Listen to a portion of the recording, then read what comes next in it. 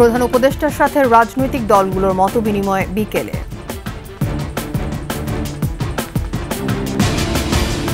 সরিয়ে ফেলা হলো এস আলমের 14টি দামি গাড়ি, বিএনপি নেতাদের বিরুদ্ধে সহযোগিতার অভিযোগ। শিল্পকলাকে রঙ্গশালা বানিয়েছিলেন লাকি, অফিস করতেন গভীর রাত অবধি।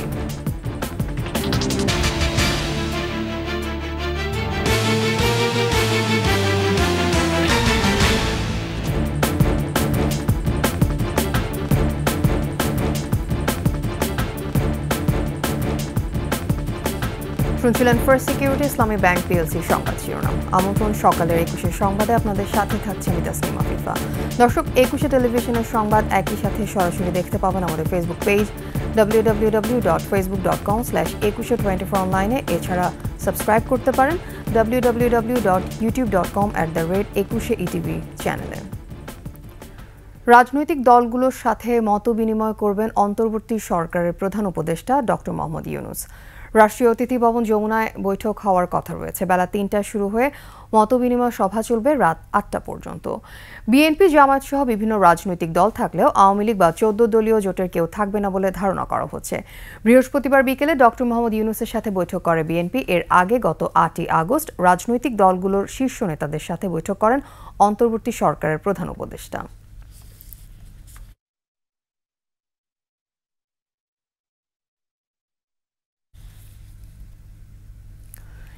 এস আলম গ্রুপের একটি কারখানার গোডাউন থেকে রাতের আধারে সরানো হলো 14টি বিলাসবহুল গাড়ি। অভিযোগ উঠেছে এ কাজে সহযোগিতা করেছেন চট্টগ্রাম দক্ষিণ জেলা বিএনপির 2 নেতা। স্থানীয়রা জানান, সরকার এস আলম গ্রুপের বিরুদ্ধে নড়ে বসলে গাড়িগুলো সরিয়ে নেওয়া হয়। চট্টগ্রাম প্রতিনিধি হাসান ফেরদৌসের তথ্যচিত্রে বিস্তারিত ডেস্ক রিপোর্টে। ব্যাংক লুটপাটের সবচেয়ে বড় হোতা সাইফুল ইসলাম হাসিনা সরকার ক্ষমতাচ্যুত হওয়ার পর থেকে আত্মগোপনে।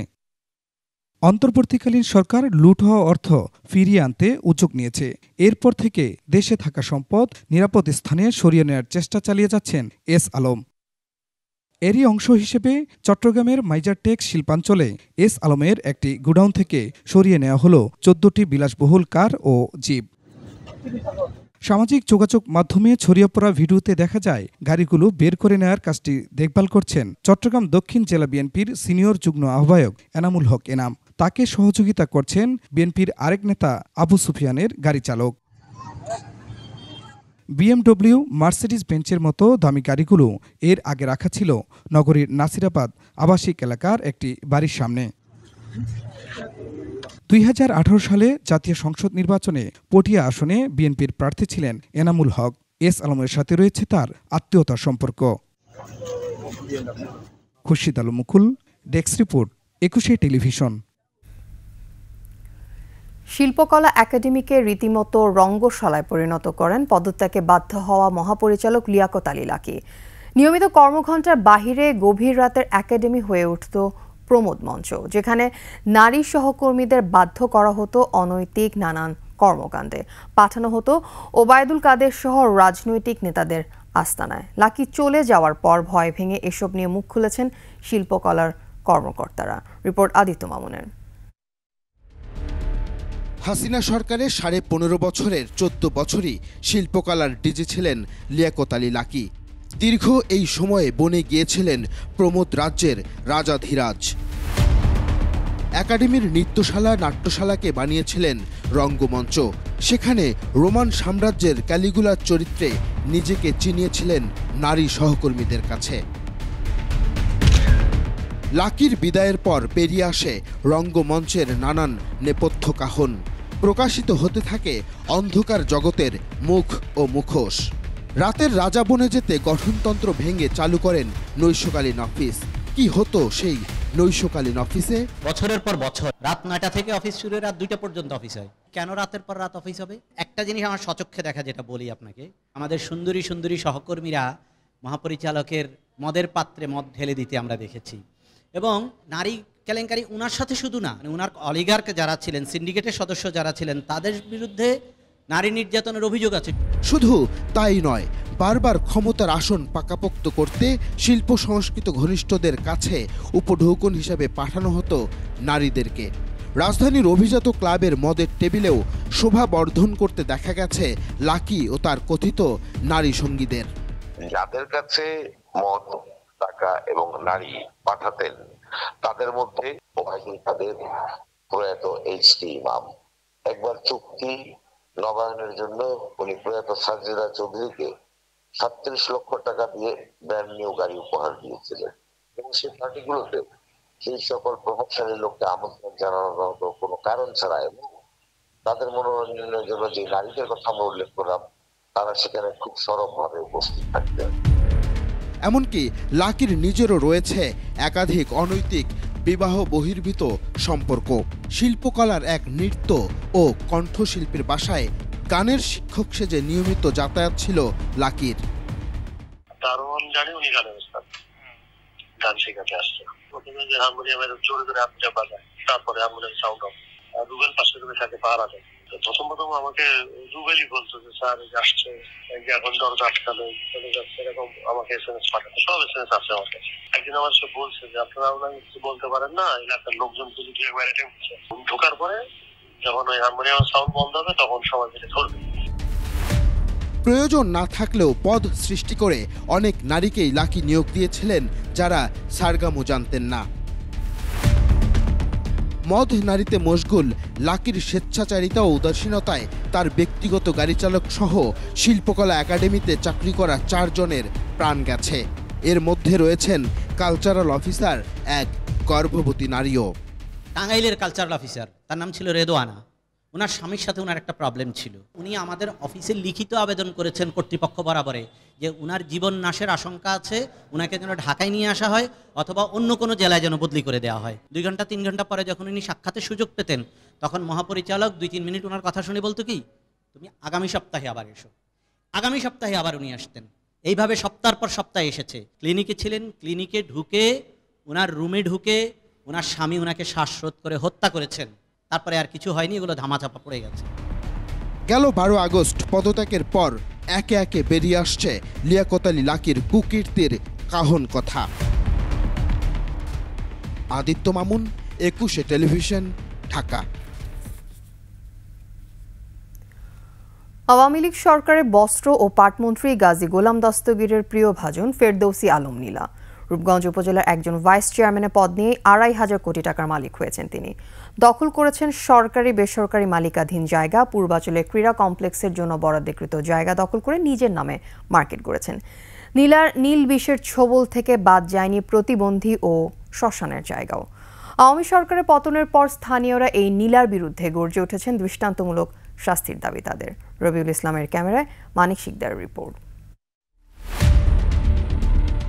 রূপগঞ্জের রূপবান নীলা। নীলার নীল জালে আটকা পড়েছেন অনেক ধনকুবের রাঘব বোয়াল, তার মধ্যে অন্যতম আওয়ামী লীগের সাবেক মন্ত্রী গাজী গোলাম দস্তগীর। নারায়ণগঞ্জের রূপগঞ্জ উপজেলায় ভাইস চেয়ারম্যান সৈয়দা ফেরদৌসী আলম নীলার বিরুদ্ধে জমি দখলসহ নানা দুর্নীতি ও বেআইনি কাজে লিপ্ত হওয়ার অভিযোগ দীর্ঘদিনের। রাজধানীর অদূরে রাজুকের গড়ে তোলা নতুন শহর পূর্বাচলে তার দাপটের সামনে প্রতিবাদ করার সাহস কারো ছিল না। ও ভাইস চেয়ারম্যান হওয়ার পর দস্তগীর গাজী সহায়তায় সে কিছু টাকা মালিক হতে পারছে। পূর্বাচলে 300 ফিট রাস্তার পাশে ক্রীড়া কমপ্লেক্সের জন্য সংরক্ষিত বিশাল সম্পত্তির উপর নিজ নামে নীলা মার্কেট বানিয়ে সেখানে লাখ লাখ টাকা সেলামির বিনিময়ে দোকান ভাড়া দিয়েছিলেন। মার্কেটের পাশেই আরেকটি প্লট দখল করে বানিয়েছেন ক্লাব। এটা রাজুক থেকে ক্লাবের নামে পূর্বাচল ক্লাব লিমিটেড নামে বরাদ্দ নেওয়া জায়গা। এই ক্লাবের প্রেসিডেন্ট হচ্ছে গোলাম দস্তগীর গাজী স্যার, নীলা ম্যাডাম হচ্ছে এই ক্লাবের মেম্বার অ্যাডমিনিস্ট্রেশন। নীলা মার্কেটটা আগে ছিল ওই যে 300 ফিট রাস্তার সাথে স্টেডিয়ামের যে এরিয়া ছিল ওটার ভিতরে। প্রতিবন্ধীদের জন্য সংরক্ষিত জায়গার উপর তৈরি করেছেন লেডিস ক্লাব। পূর্বাচলে একটি কনভেনশন সেন্টারের জন্য বরাদ্দ করা 76 কাঠা জমি রেখেছেন নিজের কবজায়। শীতলক্ষার তীরে প্লট দখল করে সেখানে চালাচ্ছেন কয়লা পাথর বালুর কারবার। আর এসব অপকর্মে বটবৃক্ষ হয়ে নীলাকে ছায়া দিয়েছেন সাবেক পাট ও বস্ত্রমন্ত্রী গাজী গোলাম দস্তগীর। নীলার দখল দুর্নীতি নিয়ে বিভিন্ন গণমাধ্যমে সংবাদ প্রচার হলেও নীলা ছিলেন অপ্রতিরোধ্য। মনে করেন মানুষের জায়গা জমি দখল করছে, জোরে এগুলা কইরা পরেই করছে, এত টাকা সম্পদ মালিক হচ্ছে রাতারাতি। বিজনেসও করছে, প্লটের ব্যবসা বাণিজ্য করছে। তো আওয়ামী লীগ সরকার, এটা কি বলবো, আওয়ামী লীগ এটা তো সবাই জানে। এক পর্যায়ে নীলার এসব দখল দৌরাত্ম্য আর ক্ষমতার অপব্যবহারে অতিষ্ঠ হয়ে 2022 সালের 4 আগস্ট জেলা আওয়ামী লীগ তাকে বহিষ্কার করলে ক্ষোভে ফেটে পড়েন বস্ত্র ও পাটমন্ত্রী গাজী গোলাম দস্তগীর। নীলার বহিষ্কারাদেশ প্রত্যাহারের নির্দেশ দেন তিনি। 30 আগস্ট তার বহিষ্কারাদেশ প্রত্যাহার করা হয়। এরপর আরও বেপরোয়া হয়ে ওঠে নীলা। আওয়ামী শাসনের অবসানের পর এলাকাবাসী এবার সোচ্চার নীলার বিরুদ্ধে। হের বাড়িটা পুরো ওই ভাঙ্গা শেষ করে দিচ্ছে। পলাতক নীলাকে গ্রেফতার করে দৃষ্টান্তমূলক শাস্তির দাবি সাধারণ জনতার। মানিক শিকদার, 21 টেলিভিশন, ঢাকা। গোপন বন্দিশালা, ঘুটঘুটে অন্ধকার, রাত নাকি দিন কিছুই বোঝার উপায় নেই। দূর থেকে যখন আজানের ধ্বনি ভেসে আসতো তখন কিছুটা স্বস্তি মিলত। শেখ হাসিনা আমলে গুমের হিমশীতল অভিজ্ঞতা পাওয়া কয়েকজনের কথা জানাচ্ছেন প্রণব চক্রবর্তী। ছবিটা ধরে আমি সব জায়গায় যাই, বাবার হাতটা ধরে তো যেতে পারি না, শুধু এই ছবিটাই তো আমার হাতে থাকে। এই শিশুটি তার বাবাকে কবে ফিরে পাবে কেউ বলতে পারে না। এরকম বহু পরিবারেই কান্নার যেন শেষ নেই। ও ফিল করে যে বাবা জিনিসটা কি, কাছে যে জড়ে ধরতে পারে না, পাপা বলতে পারে না। তবে ফিরে আসা কেউ কেউ জানাচ্ছেন ভয়াবহ সেই সব দিনের কথা। 9 বছর ধরে ভারতে অবস্থানের পর বিএনপির স্থায়ী কমিটির সদস্য সালাউদ্দিন আহমেদ দেশে ফেরেন গত 11 আগস্ট। রাজনৈতিক প্রতিহিংসার শিকার হয়েছিলেন তিনি, গুম করা হয়েছিল তাকে। কিছু সশস্ত্র ব্যক্তি সাদা পোশাকে আইন শৃঙ্খলা বাহিনীর পরিচয়ে আমাকে উঠিয়ে নিয়ে যায়, চোখ বেঁধে হাত বেঁধে। একটা কক্ষ 5 ফিট বাই 10 ফিটের মতো হবে, এখানে বন্দী করে রাখে। 2015 সালের 10 মার্চ রাজধানীর উত্তরা থেকে নিখোঁজ হন সালাউদ্দিন। 62 দিন পর একই বছরের 11 মে ভারতের মেঘালয়ের শিলংয়ে স্থানীয় পুলিশ তাকে উদ্ধার করে। পায়ে হাঁটিয়ে এবং গাড়িতে করে বর্ডার ক্রস করে তারপরে আরো 4-5 ঘন্টা ড্রাইভ করে শিলংয়ের একটা জায়গা গলফ লিঙ্ক, যেখানে গলফ মাঠ আছে, ওখানে ছেড়ে দেয় এবং বলে যে ইউ আর ফ্রি নাও। তারপরে কিছু প্রাতঃভ্রমণকারীর লোকজনকে অনুরোধ করে আমার অবস্থা জানাই, পুলিশকে খবর দিতে বলি, তারা এসে আমাকে থানায় নিয়ে যায় এবং প্রাথমিক কিছু চিকিৎসার জন্য হাসপাতালে নেয়। এরপর নানা আইনি জটিলতা পেরিয়ে ছাত্র জনতার অভ্যুত্থান সালাউদ্দিন আহমেদের দেশে ফেরার পথ সুগম করে দেয়। তবে এখনও তাকে তাড়া করে ফিরছে সেই সব ভয়ঙ্কর দিনের দুঃসহ স্মৃতি। আমার মনে হতো হয়তো আমার পরিবার পরিজন, আমার ছেলেমেয়েরা কোনোদিনই আমার কবর কোথায় জানতে পারবে না। সালাউদ্দিন আহমেদ শেষ পর্যন্ত ঘরে ফিরলেও অনেকেই আর ফেরেননি। বিএনপির সাবেক সাংগঠনিক সম্পাদক ও সিলেট 2 আসনের সাবেক সংসদ সদস্য ইলিয়াস আলী তাদেরই একজন। 2012 সালের 17 এপ্রিল রাজধানীর বনানী থেকে গাড়ি চালক আনসার আলী সহ নিখোঁজ হন ইলিয়াস আলী। হাসিনা সরকারের পতনের পর বহুল আলোচিত বন্দিশালা আয়নাঘর থেকে মুক্তি পান জামায়াতে ইসলামীর সাবেক আমির প্রয়াত গোলাম আজমের ছেলে ব্রিগেডিয়ার জেনারেল আব্দুল্লাহিল আমান আজমি। 2016 সালের 23 আগস্ট তাকে আটক করা হয়। আমি গরমের সময় নামাজ পড়ার জন্য, কিন্তু চোখের পানি মুছতে মুছতে মুছতে মুছতে এটা যে পরিমাণ চোখের পানি মুছছি ওটা যদি সেভ করা যেত একটা বড় দিঘি হইতো। এর আগে 2016 সালের 9 আগস্ট নিজ বাসা থেকে তুলে নিয়ে যাওয়া হয় জামায়াতের নেতা মীর কাশেম আলীর ছেলে ব্যারিস্টার আহমেদ বিন কাশেম আরমানকে। তিনিও মুক্তি পান হাসিনার ক্ষমতাচ্যুতির পর।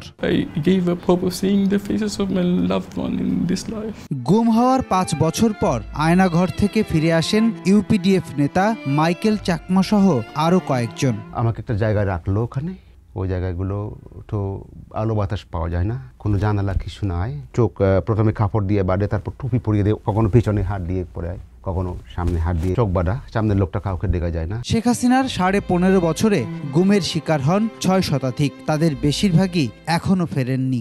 আজও অপেক্ষায় তাদের স্বজনেরা। প্রণব চক্রবর্তী, 21 টেলিভিশন, ঢাকা। কিশোর গ্যাং আতঙ্কে মোহাম্মদপুর চাঁদ উদ্যানের বাসিন্দারা। প্রকাশ্যে অস্ত্র নিয়ে মহড়া দেয় কিশোর গ্যাং সদস্যরা। শুক্রবার রাতে একই পরিবারের 3 সদস্যকে কুপিয়ে মারাত্মকভাবে আহত করে তারা। রিপোর্ট মাহাতাব মিনহাজের। রাজধানীর মোহাম্মদপুর চাঁদ উদ্যানে অস্ত্র হাতে আতঙ্ক ছড়াচ্ছে কিশোর গ্যাংয়ের সদস্যরা। দেশীয় অস্ত্রের পাশাপাশি আগ্নেয়াস্ত্র রয়েছে। এমন মহড়া প্রায় নিত্যদিনের। শুক্রবার রাতেও গ্যাংয়ের সদস্যরা কুপিয়ে মারাত্মকভাবে আহত করে একই পরিবারের 3 সদস্যকে। ওর সাথে 4-5 জন ছিল, বলছে মার ওরে। আমি তখন 2 জনকে ফিরাতে খুব চেষ্টা করেছি, 2 জনই ওই ওরে মার দিছে, ওরেও মার দিছে। এর মধ্যে সেকেন্ডের মধ্যে ওরা চাম নিয়ে একদম কোপা শুরু করলো। এই কিশোর গ্যাং এইগুলো কেন থাকবে বাংলাদেশে? এটা মানে হয় না। আমার বক্তব্য আসলে এতটুকুই। পিচঢালা রাস্তায় কোনো স্টিলের অ্যাসেস দিয়ে কিছু ঘষলে আগে পরে ওটা যেরকম করে এরকম আওয়াজ, এবং মানুষজন একটা ছোটোছুটি ক্রাউড। আমি আগে গেলাম, আগে যাওয়ার পরে আমি দেখলাম একটা ছেলে ওনাকে কোপাচ্ছে। কিশোর গ্যাং আতঙ্ক থেকে মুক্তি চায় বাসিন্দারা। এই এলাকায় কিশোর গ্যাং উৎপাত বেড়ে গেছে এবং প্রতিনিয়ত রাস্তায় ছুরি চাপাড়া নিয়ে দৌড়াদৌড়ি করে, মানুষকে ভয়ভীতি দেখায়। আমরা আমাদের অন্তর্বর্তীকালীন সরকারের কাছে আমরা এটাই চাইব, যাতে দেশ এই কিশোর গ্যাং থেকে আমাদের এই চাঁদ উদ্যান নির্মূল করে। রিক্সা দিয়ে গেলে কবে মোবাইল রেখা দেয়, বিভিন্ন ধরনের সমস্যা করে, ওইটা রেখা দেয়, বিভিন্ন ধরনেরই ঝামেলা হয়। এটা তো আমরা কিছু কেউ করতে পারি না। পুলিশ প্রশাসন যদি ঠিকমতো একটু আসে যায় তাহলে একটু সুবিধা হয়। বিষয়টি নিয়ে মোহাম্মদপুর থানায় গেলে দায়িত্বরত কর্মকর্তা কোনো মন্তব্য করতে রাজি হননি। মাহতাব মিনহাজ, একুশে টেলিভিশন, ঢাকা। কাল খুলছে বিশ্বের বৃহত্তম ম্যানগ্রোভ বনভূমি সুন্দরবনের দুয়ার। কর্মচাঞ্চলতা ফিরেছে বন জেলে ও পর্যটন নির্ভর ট্যুর অপারেটরদের। পরিবেশ বান্ধব পর্যটন নিশ্চিতে সব ধরনের ব্যবস্থা নিয়েছে বন বিভাগ। মংলা প্রতিনিধি আবুল হাসানের তথ্যচিত্রে ডেস্ক রিপোর্ট। বনের প্রাণ প্রকৃতি রক্ষা, বন্যপ্রাণী ও নদীখালে মাছের বিচরণ ও প্রজনন সুরক্ষায় 1 জুন থেকে 31 আগস্ট পর্যন্ত 3 মাস সুন্দরবনে সব ধরনের প্রবেশে ছিল নিষেধাজ্ঞা। কাল থেকে অপেক্ষার প্রহর শেষ হচ্ছে বনজীবী আর পর্যটকদের। এতদিনে সুন্দরবনে ফিরেছে প্রাণ। তারই টানে রাত পোহালেই ছুটবেন মৎস্যজীবী নৌকা, পর্যটকবাহী জাহাজ আর বনজীবীরা। পর্যটকরাও আমাদের সাথে যোগাযোগ করছে সুন্দরবনে আসার জন্য। আমরাও প্রস্তুতি নিচ্ছি আমাদের যানবাহনগুলো পরিপাটি করে। আমাদের কপাল কিছুটা খুলতে পারে সুন্দরবনের যাত্রী, কি হয় এক আল্লাহ পাক জানে। আমরা তো আশা করি ভালোই হবে। পর্যটকদের জন্য সুন্দরবনে গড়ে তোলা হয়েছে করমজল, হারবাড়িয়া ও আন্ধারমানিক সহ 4টি পর্যটন স্পট। এছাড়া পরিবেশ বান্ধব সুন্দরবন গড়তে নেওয়া হয়েছে ব্যবস্থা। আমরা সবসময় প্রস্তুত আছি, যারা পর্যটক আসবে তারা যেন সুন্দর পরিবেশে তাদের এই পর্যটন উপভোগ করতে পারে।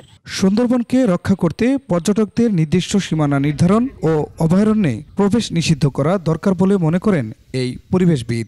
মানুষের পরিবেশ নিষিদ্ধ থাকার সময় সুন্দরবনের প্রাণীদের অবাধ বিচরণ ছিল। এমনকি বন অফিসের আশেপাশে বাঘের উপস্থিতি দেখা গেছে। বন্যপ্রাণীর সুরক্ষা নিশ্চিত করার জন্য পরিবেশ বান্ধব পর্যটন শিল্পের উপর আমাদের গুরুত্ব দিতে হবে। বন বিভাগের তথ্যানুযায়ী সুন্দরবনে মাছ ও কাঁকড়া ধরতে যাবেন প্রায় 7000 জেলে। খুরশিদ আলম মুকুল, ডেস্ক রিপোর্ট, একুশে টেলিভিশন। আন্তর্জাতিক মহাকাশ স্টেশনের পর আর কোনো অংশীদার ভিত্তিক গবেষণা কেন্দ্র তৈরি হবে না মহাকাশে। তার বদলে মহাকাশে জায়গা নিতে পারে বিভিন্ন দেশের একাধিক বাণিজ্যিক মহাকাশ স্টেশন। এরই মধ্যে যুক্তরাষ্ট্র, চীন, রাশিয়া, ভারত সহ বিভিন্ন দেশ অন্তত 10টি মহাকাশ কেন্দ্র স্থাপনের ঘোষণা দিয়েছে। আইএসএস পরবর্তী যুগ মহাকাশ পর্যটনের নতুন দুয়ার উন্মোচন করবে বলে আশাবাদী বিজ্ঞানীরা। 21-এর 2 পর্বের বিশেষ প্রতিবেদনের শেষটি জানাচ্ছেন আশরাফ শুভ। স্নায়ুযুদ্ধের পর 2 পরাশক্তি যুক্তরাষ্ট্র ও রাশিয়া প্রথম যে কারণে এক হয়েছিল সেটি আন্তর্জাতিক মহাকাশ কেন্দ্রের চুক্তি। বর্তমানে যুক্তরাষ্ট্র ও রাশিয়া ছাড়াও বিশ্বের আরও 30টি দেশ এই মহাকাশ কেন্দ্র পরিচালনা ও নিয়ন্ত্রণে কাজ করছে, যার কারণে বিশ্বের সবচেয়ে বড় এবং গুরুত্বপূর্ণ আন্তর্জাতিক অংশীদারিত্ব প্রকল্প বলা হয় আইএসএসকে। 2030 সালে গুরুত্বপূর্ণ এই চুক্তির মেয়াদ শেষ হবে। এরপর এত বড় পরিসরে আর কোনো যৌথ প্রকল্প দেখা যাবে না মহাকাশে। এর বিপরীতে মহাশূন্যে ছোট ছোট মহাকাশ কেন্দ্র স্থাপনের পরিকল্পনা করছে বিভিন্ন দেশ। এতে পর্যটন বিকাশের পাশাপাশি নানাভাবে মহাকাশকে বাণিজ্যিককরণ করার সুযোগ তৈরি হবে। মহাকাশে প্রভাব বিস্তারের এই দৌড়ে সবচেয়ে এগিয়ে যুক্তরাষ্ট্র। আইএসএস এর পর অন্তত 5টি ব্যক্তিগত মহাকাশ স্টেশন স্থাপনের পরিকল্পনা হাতে নিয়েছে নাসা। এরই মধ্যে নতুন মহাকাশ স্টেশন স্থাপনের জন্য স্পেস এক্স বোয়িং সহ বিভিন্ন প্রতিষ্ঠানের সঙ্গে কয়েকশো মিলিয়ন ডলারের চুক্তি করেছে ওয়াশিংটন। নাসার পরবর্তী 5 মহাকাশ স্টেশনগুলো হচ্ছে Axiom space station, orbital reef, Starlab, Northrop Grumman এবং ভাস্ট স্পেস স্টেশন। 2028 সালের পর থেকেই এসব স্টেশন প্রতিস্থাপনের কাজ শুরুর কথা রয়েছে নাসার। পৃথিবীর মতো মহাকাশের পরাশক্তি হওয়ার লড়াইও আছে চীন। এরই মধ্যে 2022 সালে নিজস্ব প্রযুক্তিতে তৈরি তিয়ানগন মহাকাশ কেন্দ্রের প্রথম অংশ মহাশূন্যে স্থাপন করেছে বেইজিং। এতে তৃতীয় দেশ হিসেবে মহাকাশের স্টেশন তৈরির নজির গড়েছে চীন। থাকার ঘর, গবেষণাগার, নিজস্ব বিদ্যুৎ ব্যবস্থার মতো বহু সুযোগ সুবিধা রাখা হয়েছে তিয়ানগন বা স্বর্ণের প্রাসাদ নামের এই কেন্দ্রে। 2030 সালের মধ্যে নিজস্ব স্পেস স্টেশন নির্মাণের ঘোষণা দিয়েছে রাশিয়া। উচ্চ প্রযুক্তি সম্পন্ন 4 মডিউল কোরের স্টেশনটি নির্মাণে ব্যয় ধরা হয়েছে $20 বিলিয়ন। 2027 সালে কেন্দ্রটির প্রথম অংশ মহাকাশে পাঠাতে চায় মস্কো। রাশিয়া, যুক্তরাষ্ট্র, চীনের পর চতুর্থ দেশ হিসেবে স্পেস স্টেশন নির্মাণ করতে চায় ভারত। 2035 সাল নাগাদ নিজস্ব প্রযুক্তির মহাকাশ কেন্দ্র স্থাপনের ঘোষণা দিয়েছে ইসরো। ভারতীয় অন্তরিক্ষ স্টেশন নামক এই কেন্দ্রের ভেতর 2 থেকে 4 জন নভোচারী থাকার ব্যবস্থা করা হবে। এয়ারবাস লুপ নামের একটি মহাকাশ কেন্দ্র নির্মাণের কাজ শুরু করেছে ইউরোপীয় মহাকাশ গবেষণা সংস্থা। 8 মিটার ব্যাসার্ধের একক মডিউলের এই স্টেশনটি তৈরি করা হচ্ছে মহাকাশে দীর্ঘকাল টিকে থাকার জন্য। এছাড়া নভোচারীদের জন্য ভ্রমণকে উপভোগ্য করাই হবে এই মহাকাশ কেন্দ্রের উদ্দেশ্য। এদিকে চাঁদের কক্ষপথে প্রথম মহাকাশ কেন্দ্র স্থাপনের কাজ করছে যুক্তরাষ্ট্র, ইউরোপ, জাপান ও কানাডা। গেটওয়ে নামক 5 মডিউলের স্টেশনটিকে চন্দ্রপৃষ্ঠে যাওয়ার পথে একটি বেস ক্যাম্প হিসেবে ব্যবহার করতে চায় বিজ্ঞানীরা। আশরাফ শুভ, ডেস্ক রিপোর্ট, 21 টেলিভিশন। শেষ করছি 21 সংবাদ। যাবার আগে ফার্স্ট সিকিউরিটি ইসলামী ব্যাংক পিএলসি সংবাদ শিরোনামগুলো আরও একবার। প্রধান উপদেষ্টার সাথে রাজনৈতিক দলগুলোর মত বিনিময় বিকেলে। সরিয়ে ফেলা হলো এস আলমের 14টি দামি গাড়ি, বিএনপি নেতাদের বিরুদ্ধে সহযোগিতার অভিযোগ। শিল্পকলাকে রঙ্গশালা বানিয়েছিলেন লাকি, অফিস করতেন গভীর রাত অবধি।